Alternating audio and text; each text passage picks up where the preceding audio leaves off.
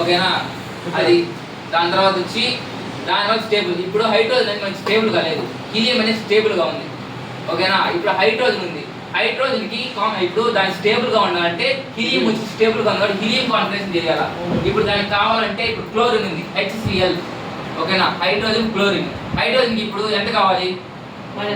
1 కావాలి. ఆ 1 అనేది ప్లస్ మైనస్? మైనస్. ఇప్పుడు చూడండి, ఏదైనా మనం తీసుకోవాలంటే మైనస్, ఇవ్వాలంటే ఇక్కడ ఎక్కువ ఉంటే ఇస్తారు కాబట్టి ప్లస్ లో. ఇప్పుడు సోడియం ఉంది, సోడియంకి అది ప్లస్ మైనస్? ప్లస్. ఎందుకంటే 1 ఎక్స్ట్రా ఉంది. ఇప్పుడు 1 ఎక్స్ట్రా. ఇప్పుడు నియాన్ అనేది స్టేబుల్ గా ఉంది, సోడియం అనేది చేస్తే స్టేబుల్ అయిపోయింది. అదే విధంగా ఇప్పుడు హైడ్రోజన్ నుంచి ఒక ఎలిమెంట్ కావాలి, క్లోరిన్.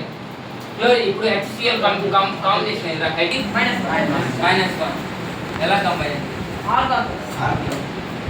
ఇప్పుడు HCl దొరికింది అనుకో, HCl అంటున్నాం. ఓకేనా. HCl ఎలా? NaCl అన్నాం, సోడియం క్లోరైడ్, సాల్ట్. ఓకేనా. సోడియం